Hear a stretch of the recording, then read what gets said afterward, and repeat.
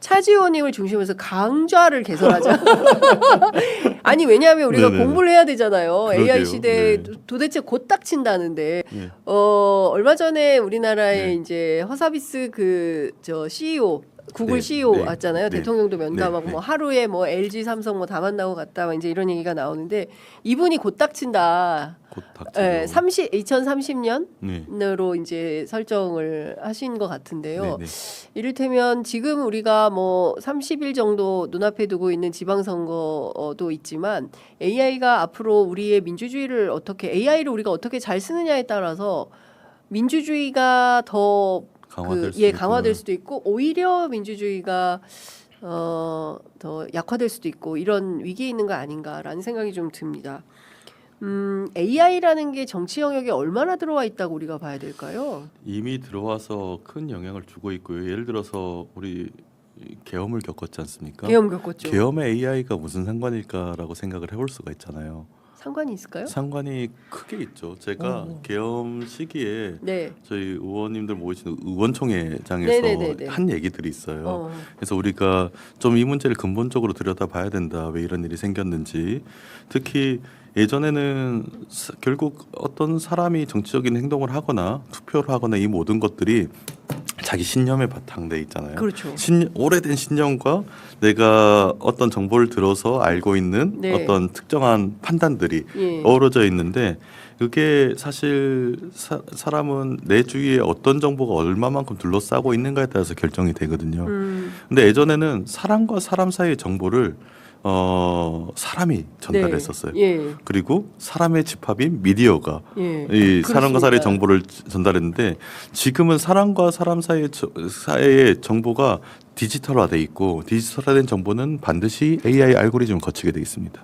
그래서 사람들은 이제 AI라고 하면 가짜 뉴스 이런 걸 생각하시는 것 같아요. 근데 네. 가짜 뉴스는 오히려 통제하기가 쉽고 예. 문제는 이 유통 과정이 굉장히 아. 왜곡돼 있는데 예. 그 미디어다 저널리즘은 사실 공적인 통제를 받잖아요. 예. 투명성들도 보고 방송 그렇습니다. 통인이도 있고 예. 뭐 잘못하고 이상한 정보 전달해주면 제재도 가고 그렇습니다. 이런 메커니즘이 있는데 AI 알고리즘에 대해서 우리는 아무런 메커니즘이 없어요. 근데 실제 이 유튜브를 보건 아니면 뭐 다른 미디어에서 피드를 보건 이 정보가 왜 나한테 왔지? 네. 라고 의문시하는 분들이 있는데도 깊게 생각을 안 해보는 것 같아요. 그렇죠. 예. 네. 놀랄 만큼 내가 필요한 정보들 혹은 내가 원하는 정보들 혹은 이게 왜 왔지 하는 정보들 막 맞습니다. 들어오잖아요. 예.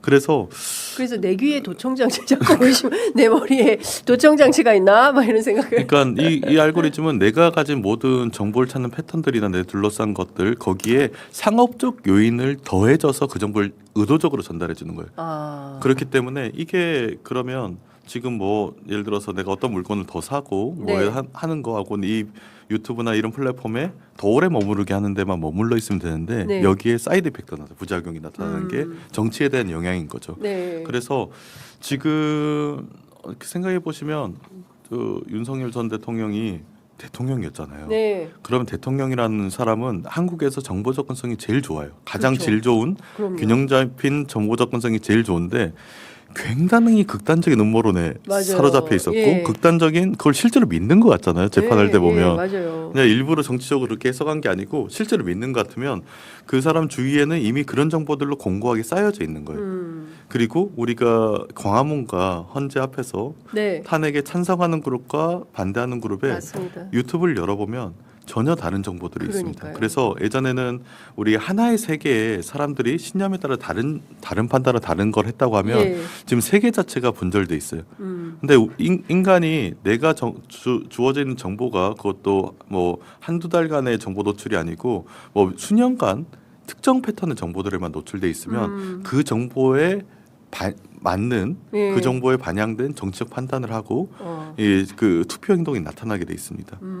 그러면 이제 그런 극단적인 환경이 이제 한국에만 있냐? 예. 미국에도 있고 그렇겠죠. 유럽에도 있고 그래서 네. 예전에는 극단적인 리더십들이 있었어요. 예. 예, 극우도 있었고 뭐 이랬는데 선거에서 대선에서 승리를 하거나 네. 아니면 주요 선거에서 과반 이상을 차지하거나 이런 경우가 없었거든요.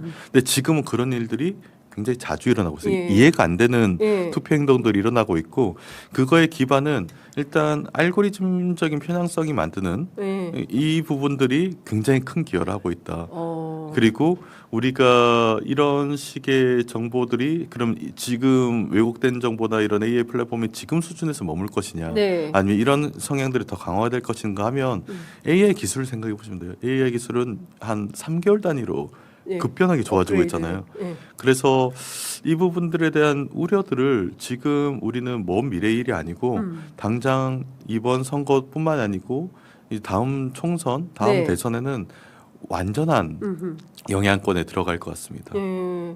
그래서 네네. 와, 그러면 그 우리가 투표하고 선거 시스템이 작동이 되고 후보가 공약을 내놓고 뭐 이런 것들도 다 AI한테 영향을 받아서 알고리즘을 타고 이게 그러니까 민주주의가 좀 왜곡될 수 있는 거 아닌가요? 외국 정도가 아니고 네. 저는 큰 위협이 있기 때문에 민주주의의 생각하는데 위협이다.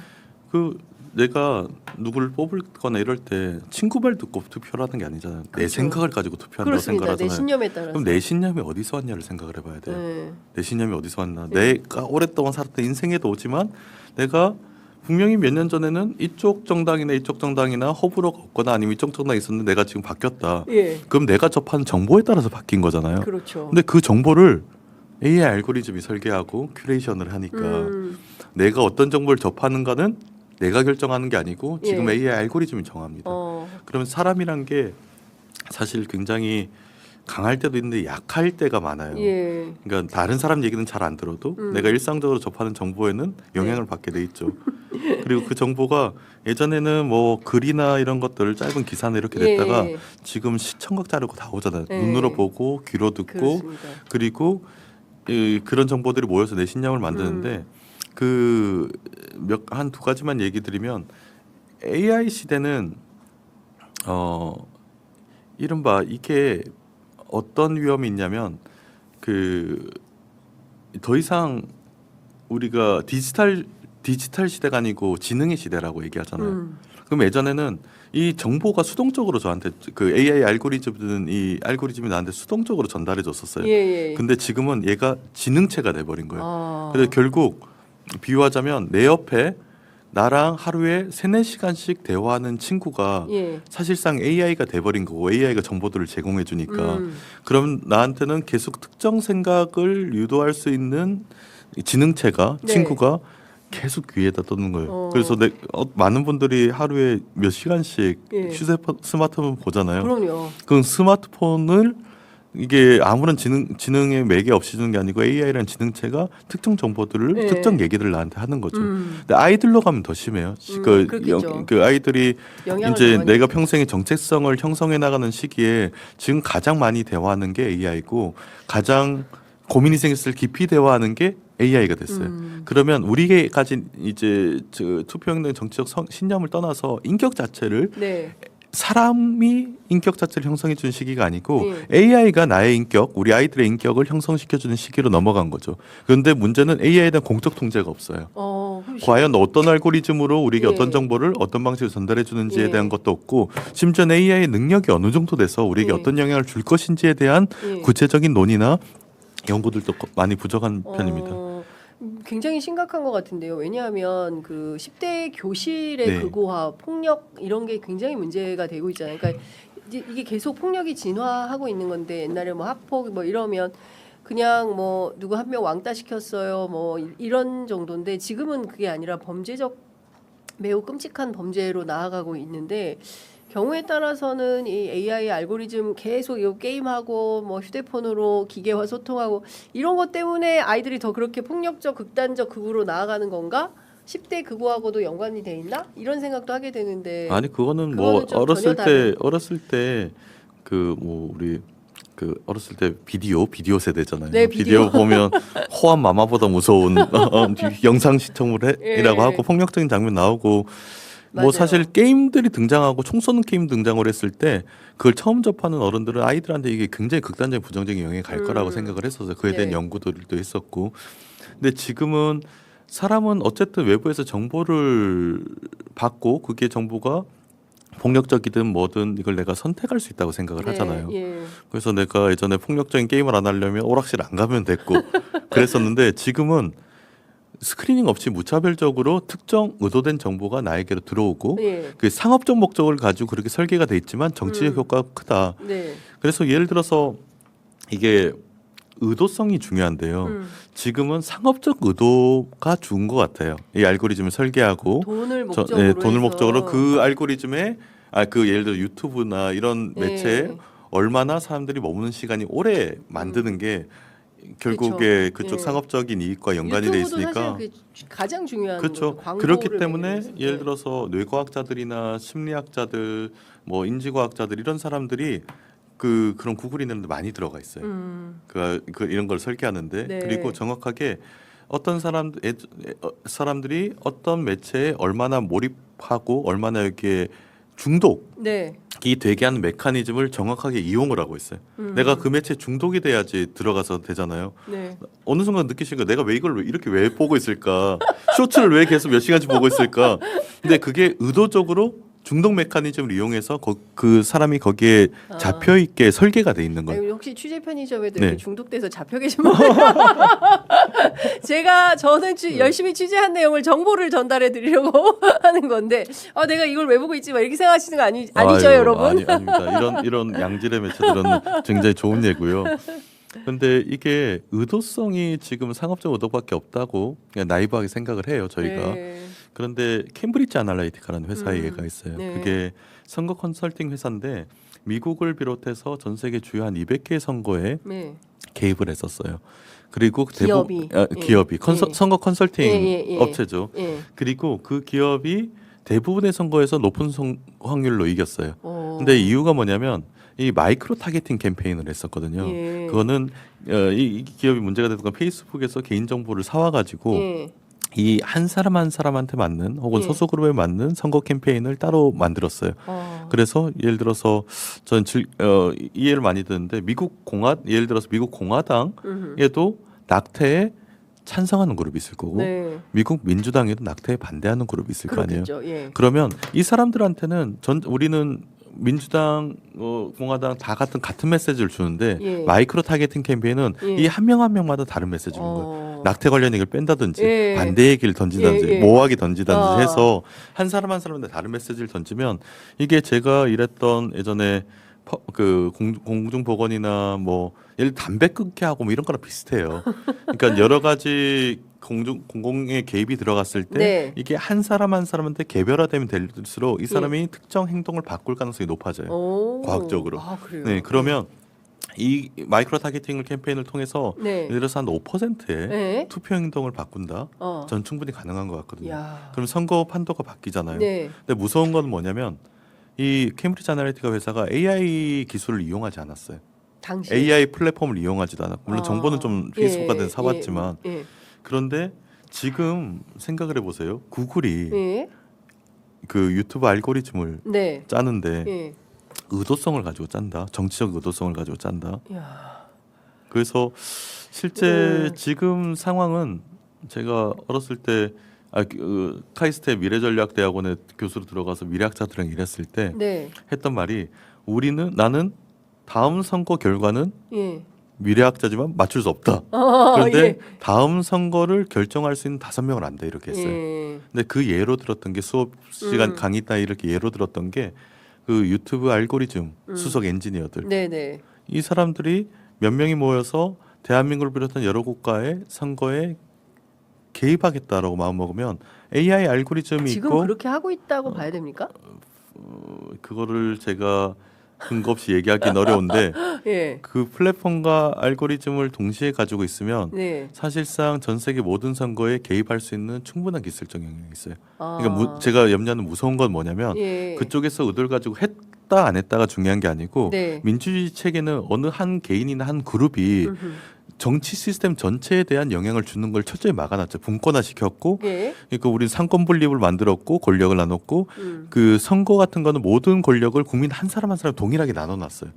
그런데 어떤 기업이나 어떤 네. 그룹이 이 전체 결과를 좌지우지하는 힘이 네. 이미 기술적으로 만들어진 세계에 살고 있는 거예요. 예. 그러면 저희가 그냥 수동적으로 구글이 그런 힘을 가졌지만 예. 뭐 구글이 무슨 우리한테 어. 개입을 하겠어 예. 라고 하기에는 일론 머스크가 트위터를 사서 X로 바꿨잖아요. 그렇죠. 트럼프는 트럼프 소셜을 만들었어요. 예. 그리고 정치에 개입하려고 했던 기업인들 예.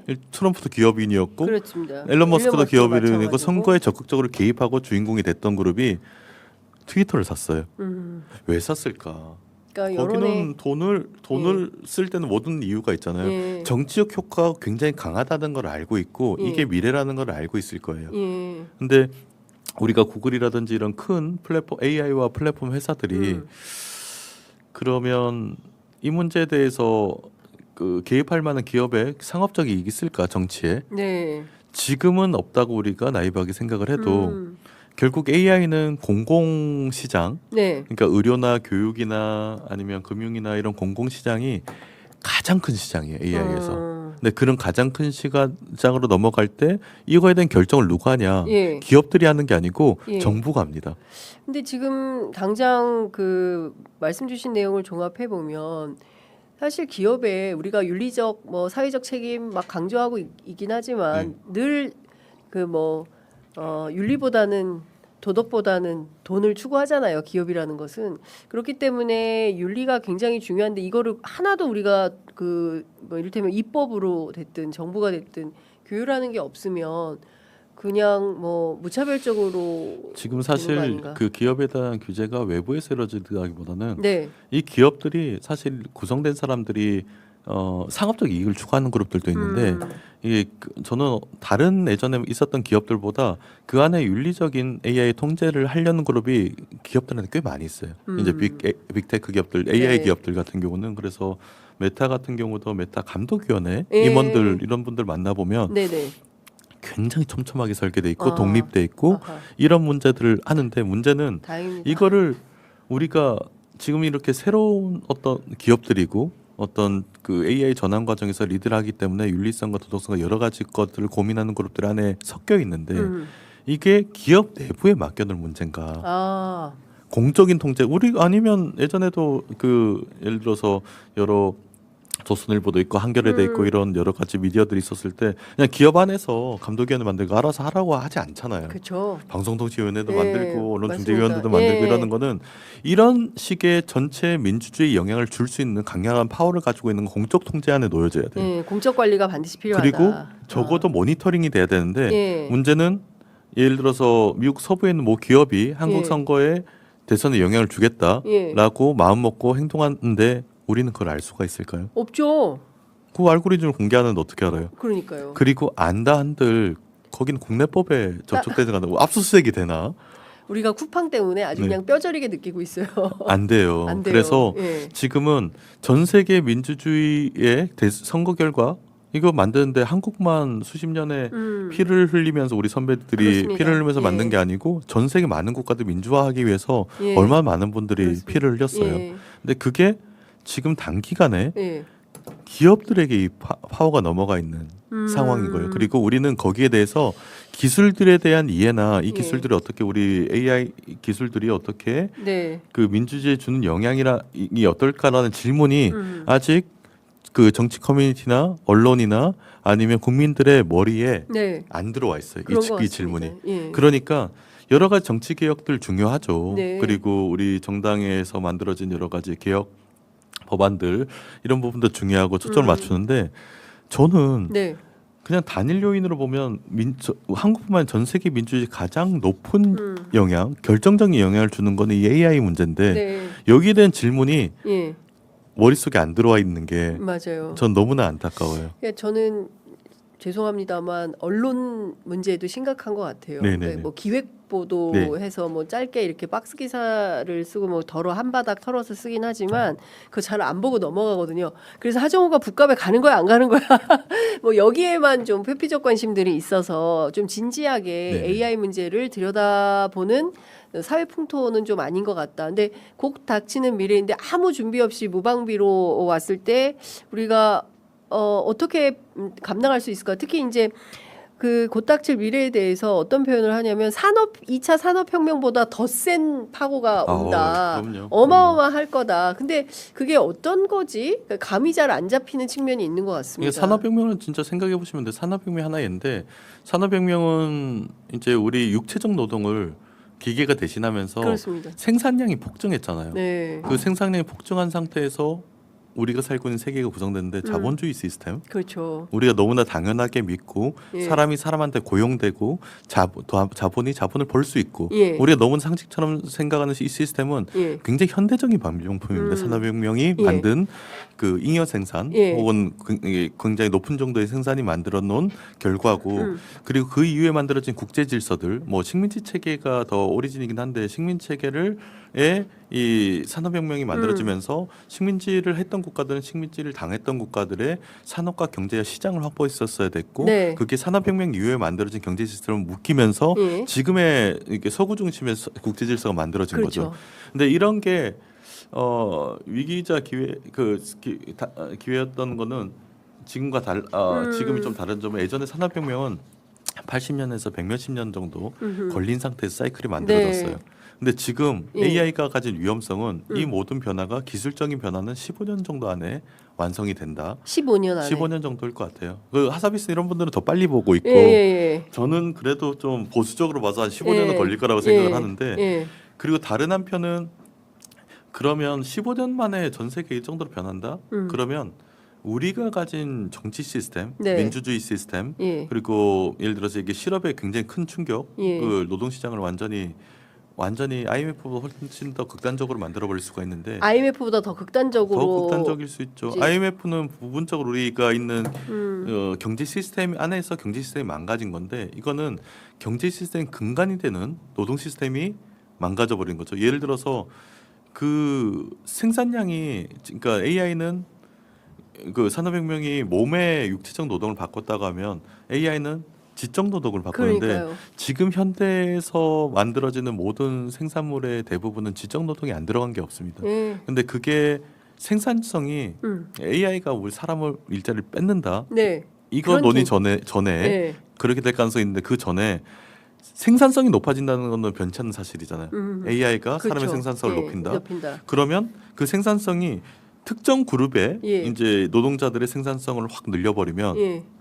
수요가 폭발하지 않는 한 예. 시장이 거대해지지 않는 한 아. 그 생산성을 감당할 수가 없어요. 그렇기 그렇죠. 때문에 일단은 한다는 신규 인원을 뽑지는 않을 거고 그리고 큰 생산량이 만들어졌는데 그 노동자를 뽑지가 않으면 수요가 늘어날 수가 없잖아요. 네. 수요 자체는 굉장히 천천히 늘어나거나 아니면 위축세가 예. 늘어나는데 공급은 막 폭발적으로 폭발적으로 지금 늘어난다? 예. 어디서 많이 듣던 건 예. 대공황 때 이랬잖아요. 그렇죠. 대공황이죠. 그래서 우리는 이 경제 시스템을 견뎌나갈 수가 없고 여기에 대해서 무엇보다 면밀한 정치적 합의와 변화에 대한 시스템 전환에 대한 설계가 필요한 시기인데 네. 문제는 이걸 설계할 수 있는 정치적 합의를 예. 만드는 게 민주주의 시스템인데 그렇죠. 민주주의 시스템에도 AI가 굉장히 극단적인 영향을 줘버리는 거죠. 예. 그래서 우리는 지금 모르고 당하게 생겼어요.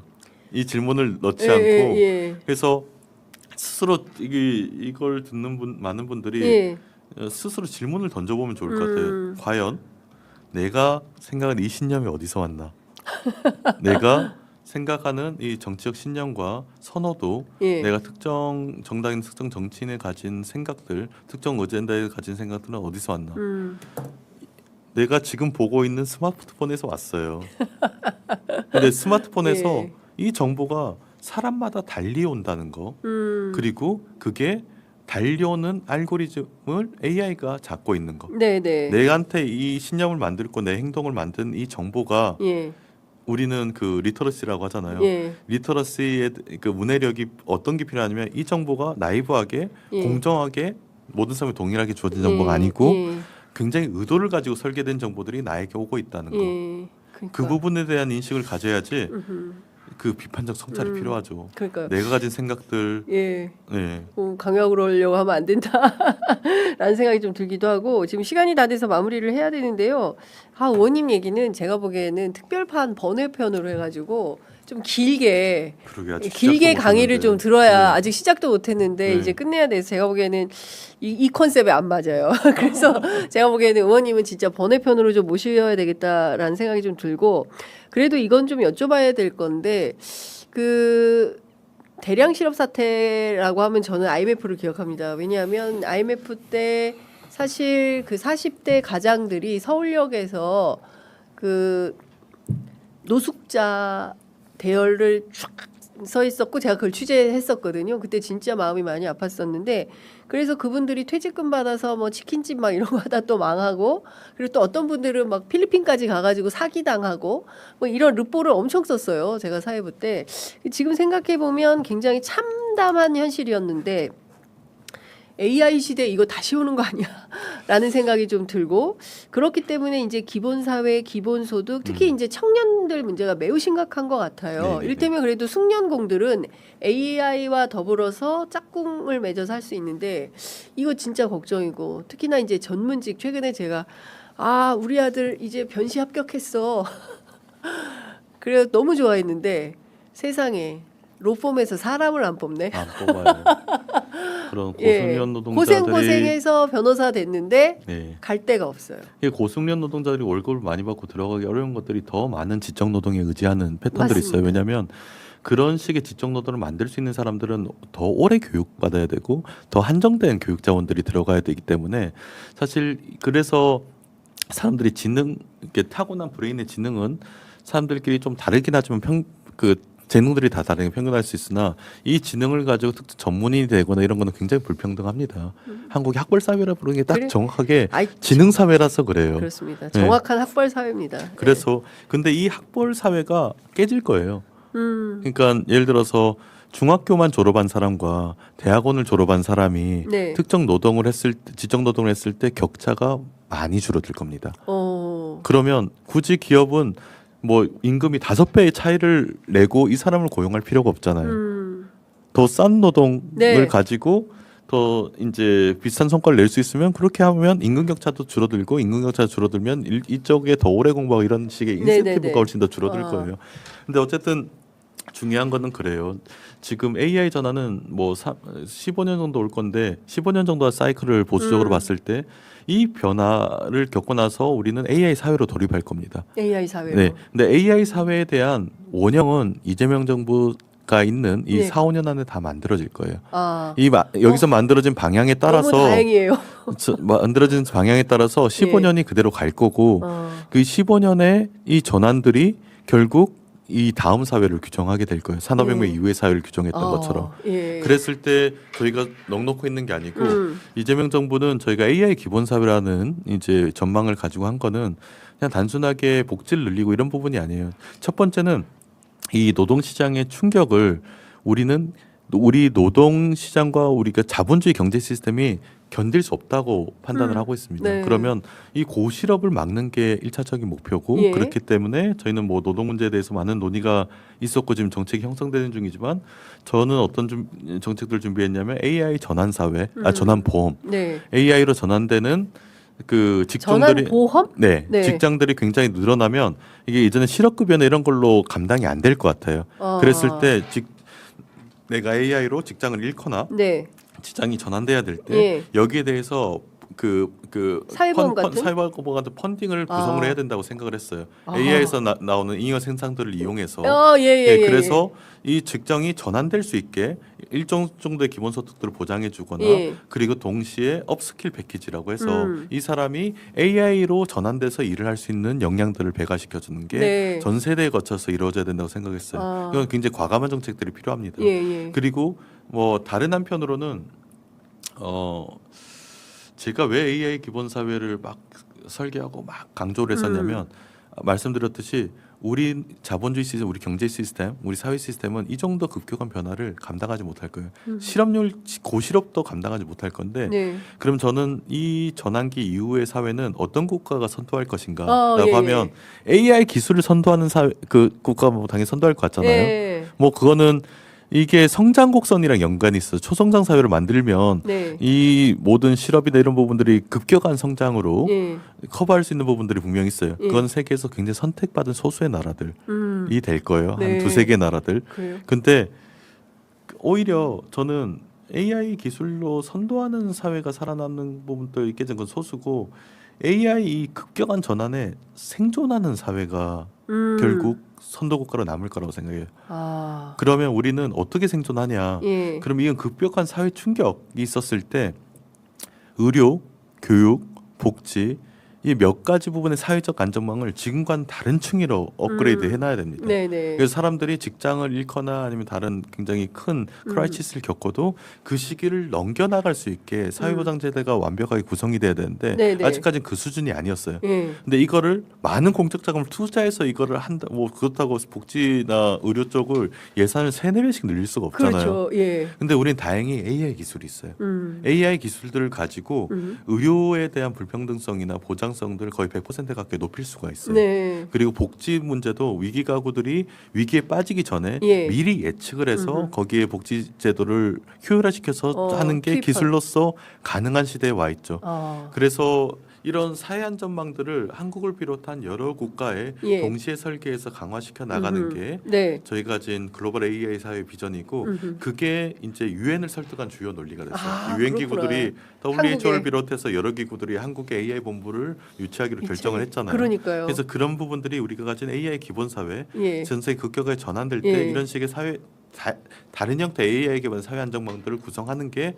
우리 생존에 필요하다라는 인식들이 사실 그 일부 기업의 리더십들이나 네. 유엔에서는 좀 공감대가 만들어져 있습니다. 그렇군요. 10시 8분이라고 제작진이 아, 네. 끝내라고 하는데요. 의원님 끝으로 이거 하나만 여쭤보겠습니다.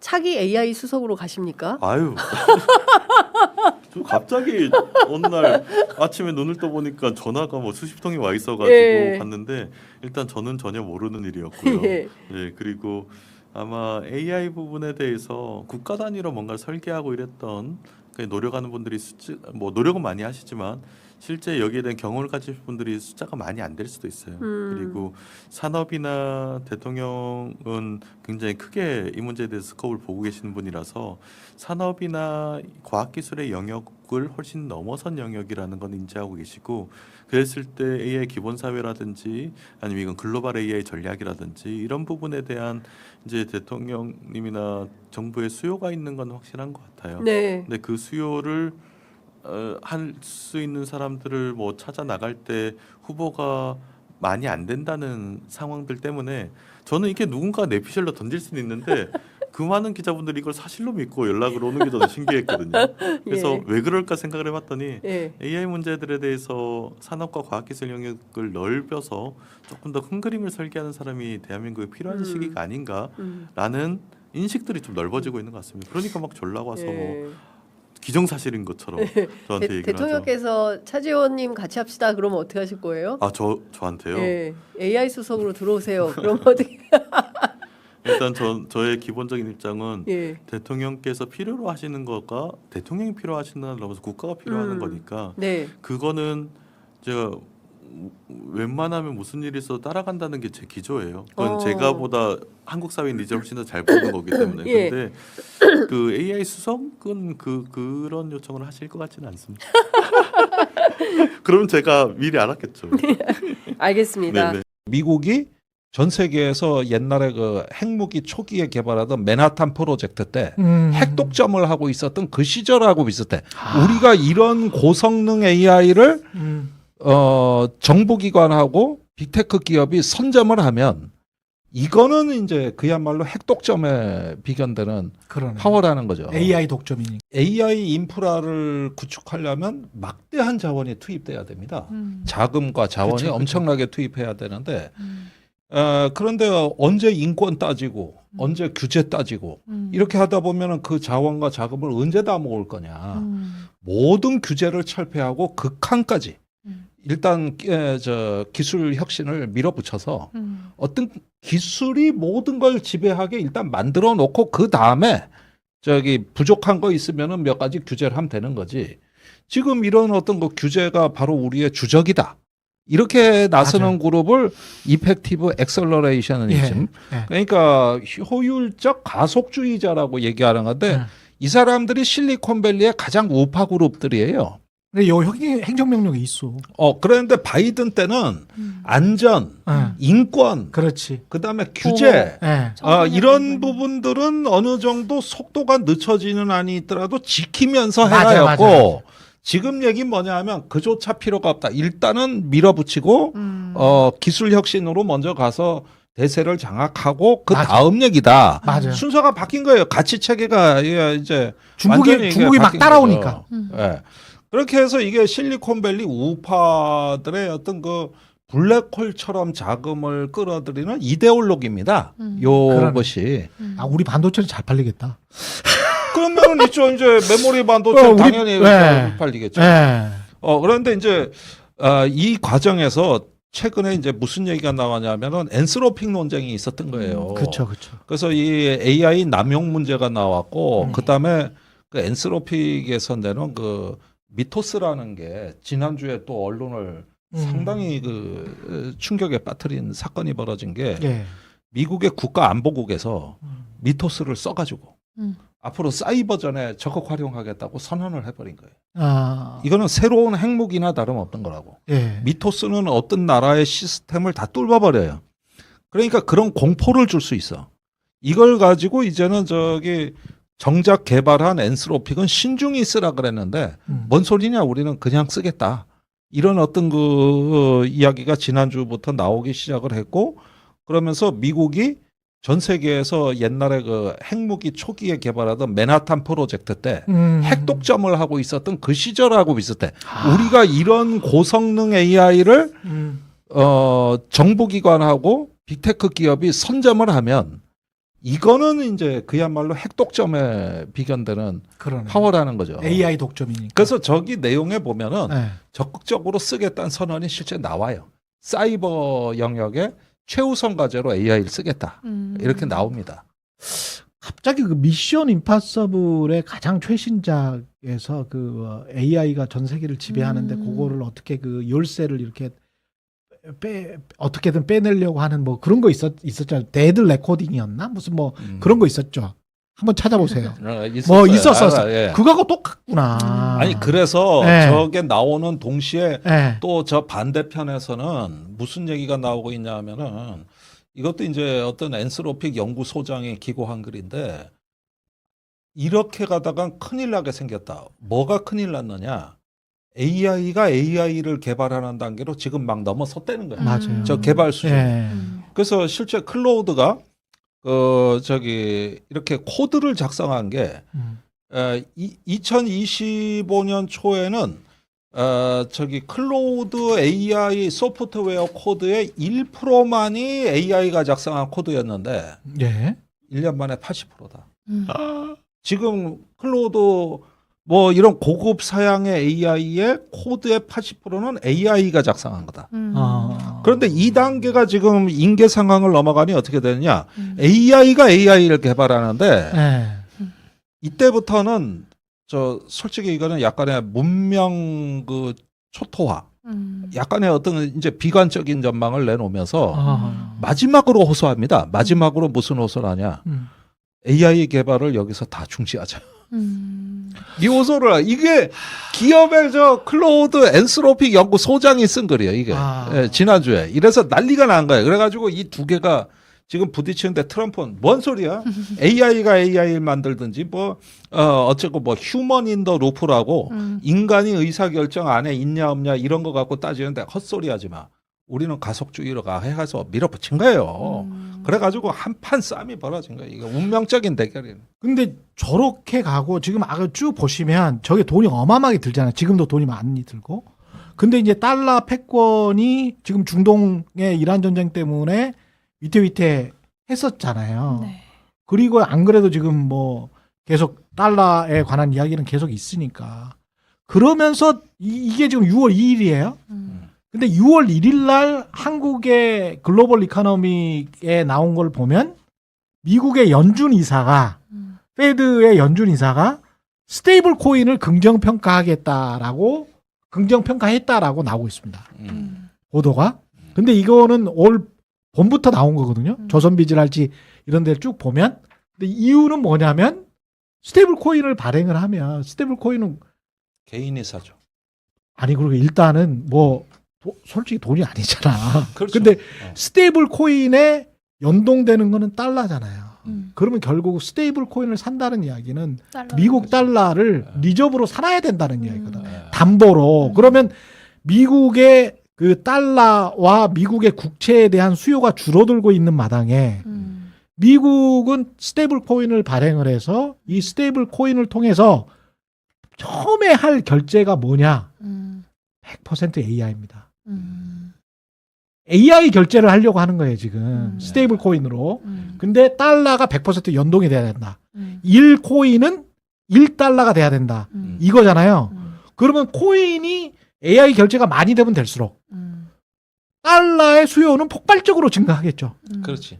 그래서 다시 달러의 지배력을 딸- 유지한다. 그렇지. 아, 참아. 얘네들이 진짜 이게 그러면서 근데 본인들의 이제 기업 경쟁력은 계속 하고 그러니까 빨아들일 거는 계속 이제 삥땅 뜯을 거는 계속 삥땅 뜯는다. 그런 게 아까 이제 12.5% 10% 관세. 그러면서 뭐 약간 좀 이념적으로 이렇게 윽박 지른다. 이게 쭉 연결이 지금 되는 국면이더라고.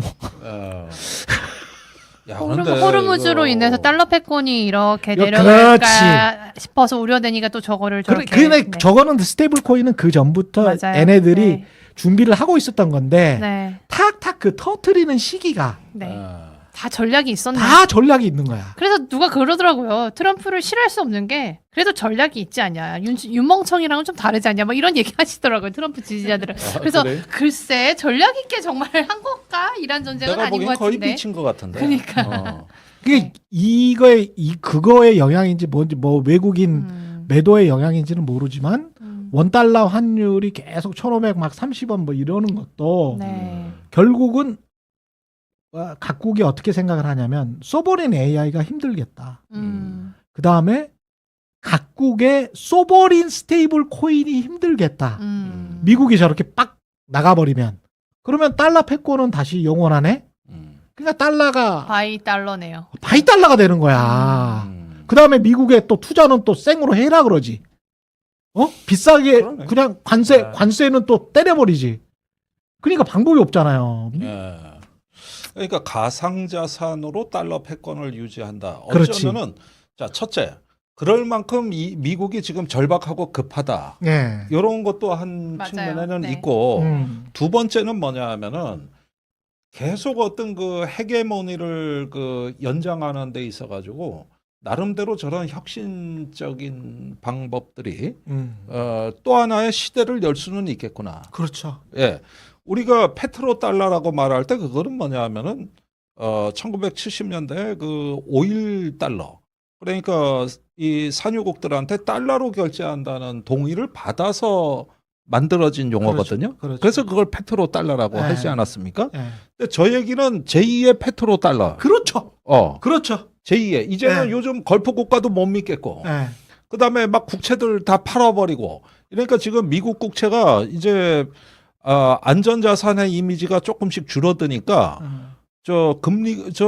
금리가 뭐 5%대까지 올랐더라고. 그럼요. 와, 네. 그러니까 이렇게 어떤 위험 자산이 돼가고 있어요. 예, 수익률도 따라서 높아지고는 있죠. 그러니까 이거를 가상자산하고 연결시켜서 그렇죠. 키우자. 예. 이래가지고 뻥튀기 하자 이거지. 그리고 이제 네. 주변국들 한국이나 뭐 EU나 이런 애들은 너희들은 만들지 마. 음. AI도 우리 기준으로만 해. 그리고 스테이블 코인도 만들지 마. 그렇죠. 이러다가 조금씩 말 들으면 그럼 조금 만들어. 이래가지고 딱 지금의 원화 정도 수준으로 만들 거라고. 유료화는 유로화 정도 수준으로 만들 거고 네. 엔화는 엔화 정도의 수준으로 만들 거라고. 근데 그거를 그 금융의 패권은 내가 계속 쥐고 가겠다. 뭘로? AI로. AI만 지금 발달했으니까 저 인간들이. 근데 네. 이걸 알아야 됩니다. 우리가 지난 몇 년간 그 AI가 일반화되기 전에 제일 기겁을 했던 기술이 뭐냐면은 네. 저는 월스트리트에서 예. 저기 고주파 거래라는 게 있었어요. 고주파 거래. 예, 저기 하이 프리퀀시 뭐 트레이드라 그래가지고 예. 이게 뭐냐면 우리가 왜 주식 거래를 할 때 주식 증권회사 직원한테 전화해서 이거 파세요, 이거 사세요, 뭐 이렇게 하고 상의도 하잖아요. 예. 이 사이에 시간이 많이 흐르는 거예요. 이 시간을 줄여서 단타 매매의 그 순기를 빨리 하면 뭐 어떻게 그냥 되냐. 앉아서 돈 버는 거는데요? 그래서 월스트리트의 투자 그 회사의 수익의 70%가 고주파 주파 저 거래 기술을 쓴 데서 발생했단 말이에요. 초기에. 그랬었던 것 같다. 그러면 예. 어떻게 되냐면은 이 단타 매매를 할 때 음. 0.1초라도 줄여야 되는 거예요. 어휴, 먼저 사는 거고. 어마어마하죠. 먼저 사고 먼저 네. 파는 거니까. 아니 사실상 보고 거래하는 거잖아요. 그렇죠. 왜 1초 지연돼서 완전히 시간차 공격이잖아. 자, 뉴스가 떴어. 막 CNN에 속보가 나와. 음. 그것을 가지고 바로 주식 매매로 들어가는데 이 걸리는 시간을 단축하는 그렇죠. 예, 거의 실시간으로 그렇죠. 가능하게 예. 이 기술이 있어요. 이게 음. 수학 모델이거든요. 어. 그러니까 이런 것들을 가지고 쫙 저 뭐랄까 그 수익을 내니까 어떻게 되냐면은 이 기술 하나가 월스트리트의 금융 지배력을 만들어내는 겁니다. 그렇죠. 예. 그렇죠. 그렇지 않습니까? 예. 만들어내는 거예요, 수익을. 예. 조그만 혁신 하나 갖고 음. 이런 식으로 확장을 해 들어가는 이 저기 뭐냐 가상자산까지 가는 이 자본주의는 네. 이건 지능화된 단계의 이제 저 기술 독점 채집계 그러네. 일종의 어떤 식민 체계로 가는 거야. 이건 자본주의도 아니야, 솔직히 얘기해서. 진짜 불공정하다. 그러니까 진짜 불공정한 대형 거죠, 컴퓨팅 이게. 기술이 발달하면 발달할수록 아니 제가 그 지상파로 TV를 보다가 네. IPTV로 TV를 보는 사람이랑 같은 만약에 아파트에 있잖아요. 네. 그러면 제가 지상파에서 꼴이 먼저 들어갔잖아요. 네. 아니 깜짝이야. 죄송합니다. 그 지상파에서 가령 지상파로 보는 사람은 3초 정도 빨라요. 아. 예. 마이크로웨이브로 먼저 쏴주거든. 그렇지. 근데 요 IPTV는 인터넷 프로토콜을 이용해서 압축을 했다가 풀었다가 다시 압축했다가 풀었다가 4번을 하잖아. 네. 저쪽에서 쏴주고 여기서 닫았다가 다시 풀어주는 이 4번을 해야 되거든요. 네. 그래서 한 3초 정도 딜레이가 됩니다. 그러면 그러면 내가 먼저 골이라는 걸 내가 알았어. 네. 근데 내가 이제 도박 승부 사이트에서 베팅을 했어. 오. 그러면 내가 3초 돈이 되는 거죠. 돈이 되는 거지. 그거하고 어. 지금 똑같은 말씀을 하시는 똑같은 거야. 거야. 이미 네, 금융이 맞아, 그렇게 주식도 돼 있는 많이. 거야. 금융이 그렇게 돼 있고 맞아. 주식도 그렇고 예. 저런 걸 통해 가지고 뭐냐면은 미국이 패권을 유지하는 바탕이 예. 일정 정도 어떤 그 지금 나오고 있는 혁신적인 기술에다가 연동을 해가지고 먼저 선점할 수 있는 맞아. 시장. 이거는 한 번 저기 장악하면은 끝이죠 뭐. 이 선점 효과가 어마어마한 것이죠. 이 공정한 무슨 경쟁이 안 안 되는데? 된다니까. 그러니까 무슨 얘기냐면 이게 반자본주의적이라는 진짜 거예요. 그러네. 이게 반자본주의라는 게 반시장적이라는 거예요. 특혜잖아요. 맞아요. 특권이고. 완전히 특권이지. 그걸로 그러면 뭐 돈 그냥 금방 벌겠네요. 그러니까 아니 실제 그런 일이 일어난 맞아요. 겁니다. 네. 월스트리트에서 아. 그런 일이 일어난 거예요. 장난도 엄청 칠 수 있겠다. 트럼프 네. 이미 그걸로 했을 것 같은데. 여러 가지 그러니까 했죠. 갑자기 막 그런 이렇게 트레이딩이 있고 갑자기 수백억을 벌죠. 충분히 몇 가능하지. 초 만에. 아 이란 전쟁에 뉴스 나오기 전에 10분 전이 이 트럼프 일가의 저 부의 창출의 근원입니다. 그렇지. 예, 결정적 10분.